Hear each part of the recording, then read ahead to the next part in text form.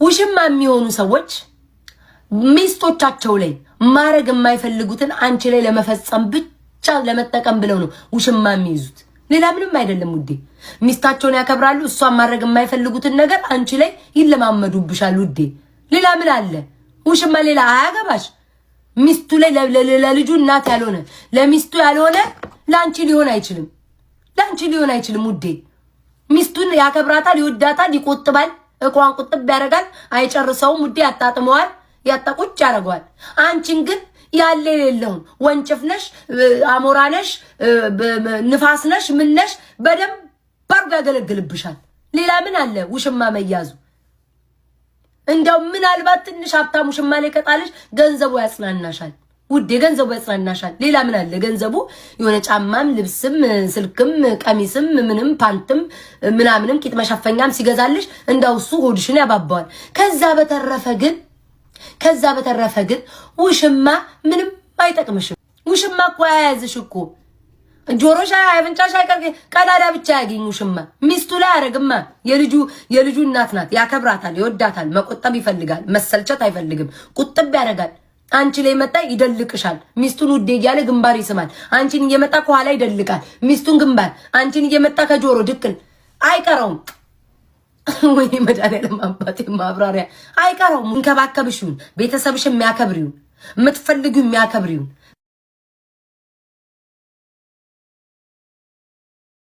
ከዛ በተረፈ አጠረ ቀጠነ በዚህ በጠፋ ወንድ ውሽማ ነበር ውዴ። ውሽማማ ሆኜ አይቼዋለሁ ውዴ። እኔ ግን ስስታም ነኝ። ውሽማ ሆኜ ውዴ እኔ ስስታም ነኝ። እሰስታለሁ ውዴ። ስስት እንኳን ለውሽማ ለባለም እሰስታለሁ እኔ እንዳያልቁት ሆኜ አይቼዋለሁ። አይሆንም፣ ውሽማ አይሆንም ውዴ። ተወሽበሽ አይሆንም ውዴ። ታስበሽዋል። እየተሳሳተ ስምሽ ማሪቱ ሊሆን ይችላል። ቅድስት ይልሻል መድኃኒዓለም ያሳይሽ። ዋናው ስራ ሊሆንሽ ቅድስት እያለ የሞራል ክስረት ነው የሚያጋጥምሽ። ሚስቱን ስም ይጠራልሻል። ሚስቱን ስም ሁልጭ አድርጎ ሰላም ማህደር እስኪው ይልሻል። አንቺ እዛ ተንጋለሽ ከኔ ውጭ እኔን እኮ ሚስቱን እኮ የተወው እኮ እኔ ስለማስደስተው ነው። አይደለም ውዴ፣ እንደፈለገ ስለሚያረግሽ ነው።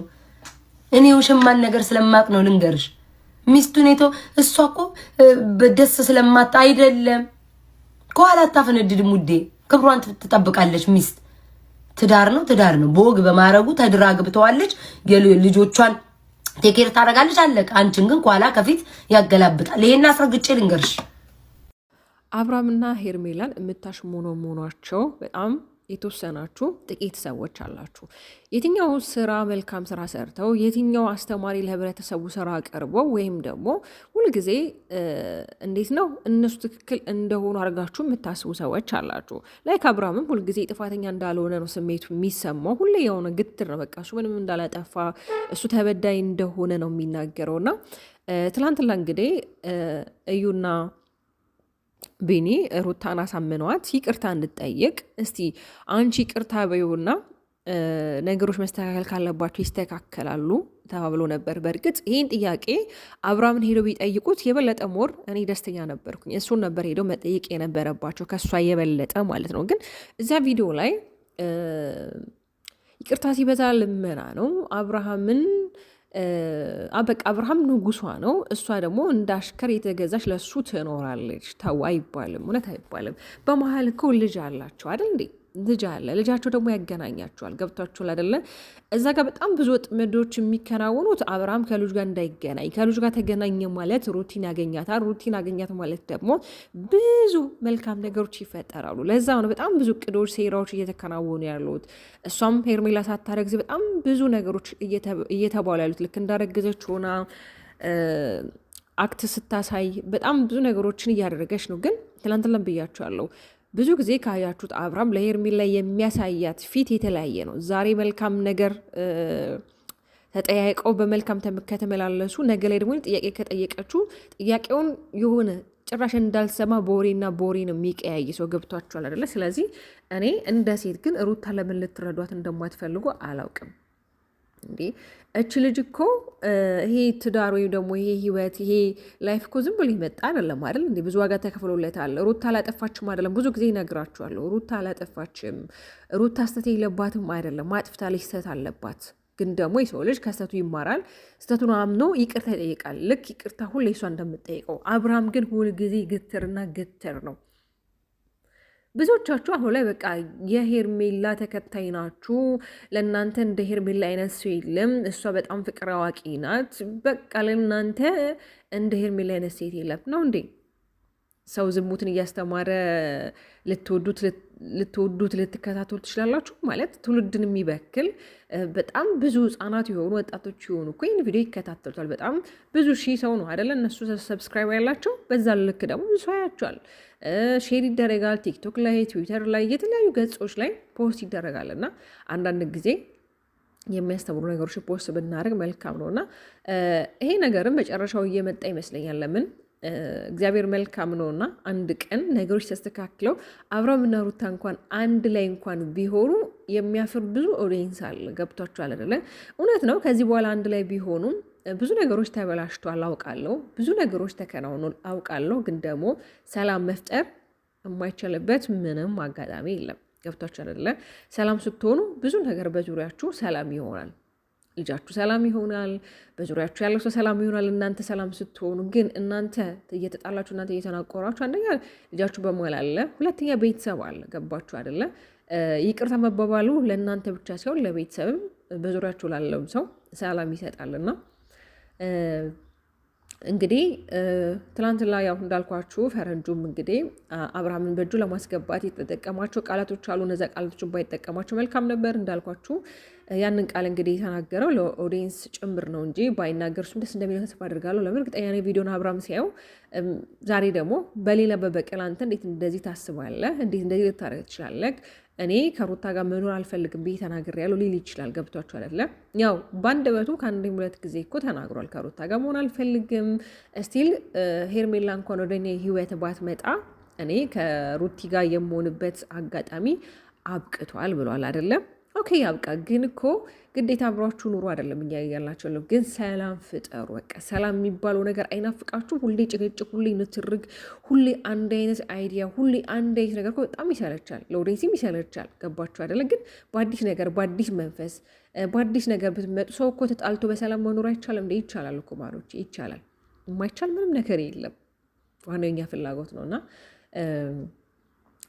ሄርሜላም እንግዲህ አሁን ላይ በጣም ደስተኛ ነች። እንግዲህ እንደምታይዋት አሁን ላይ ኤፋም ሄዶ እሷን ድጋሚ ይቅርታ ጠይቋታል። አልገባኝም ለምን ድጋሚ ይቅርታ መጠየቅ እንዳስፈለገ፣ ሪዝኑ ምን እንደሆነ ሊገባኝ አልቻለም። ለምን ከዚህ በቅድም ይቅርታ ጠይቋታል፣ ድጋሚ ደግሞ ሄዶ ይቅርታ መጠየቁ አላውቅም። በእርግጥ ኤፍሬም ግራ የሚያጋባና ወዛገቢ የሆነ ልጅ ነው። እንግዲህ ሰዎች የተለያየ ሀሳብ ይሰጡ ነበር። በዛም ላይም አብርሃም ኤፋን አትመነው የሆነ ተንኮል አስቦ ነው የሆነ ሴራ የሆነ ሸራ አስቦ ነው እያሉ እንግዲህ ብዙ አስተያየቶችን እያየው ነበር። እና እንግዲህ አዋቂው መድኃኔዓለም ነውና ሁሉን ነገር ለመድኃኔዓለም ትተን የሚሆነው ነገር እና ይሆናል።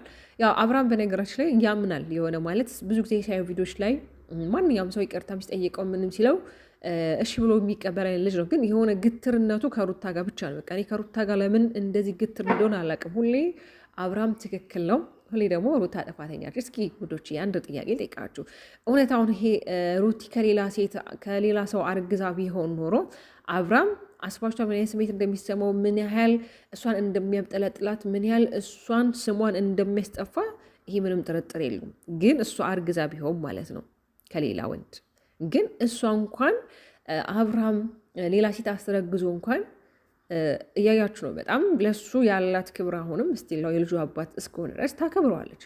ምንም አይነት መጥፎ ነገር ሊደርስበት አትፈለግም። ለምን መልካምንም ጥሩ ነገርንም ብዙ የሚባሉ ጊዜያቶችንም አብሮ አሳልፈዋል። ከዛም አልፎ ደግሞ ልጅን የሚያክል ነገር አፈርተዋልና አንዳንድ ጊዜ የምናይበትን መነጽር የሰዎችን እይታ የተስተካከለ ቢሆን መልካም ነው። ለምን ነገ ላይ እኛ ላይ እንዲደርስ የማንፈልገውን ነገር ሰዎች ላይ እንዲደርስ ወይ ደግሞ ሰዎች ላይ ደርሶ ማየት ይሄ የሰውኛ ባህሪ አይደለም። ገብቷችኋል አይደለም?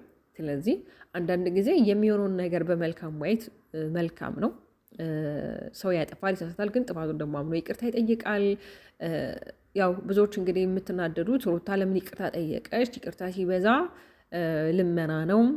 አብርሃም ሁሌ ጀግና ነው፣ አንበሳ ነው፣ ንጉሷ ነው። እሷ ደግሞ እንዳሽከር ተገዝታ ትኖራለች። ኧረ እባካችሁ ተው እንጂ አይባልም፣ እንደዚህ አይባልም።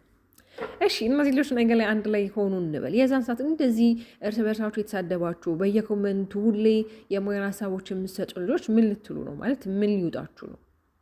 እንደው እግዚአብሔር ፈቅዶ ቢሆኑ ማለት ለምን እግዚአብሔር የማይሳነው ነገር የለም።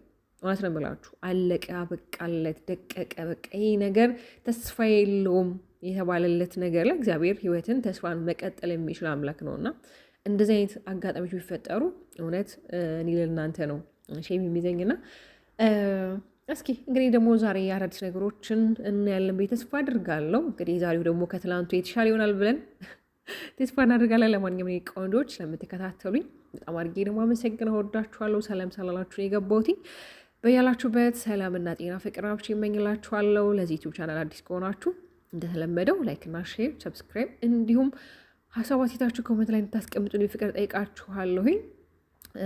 እውነት ለእናንተ ቃል የለኝም። በጣም ነው የማመሰግነው። ወዳችኋለሁኝ። ባባይ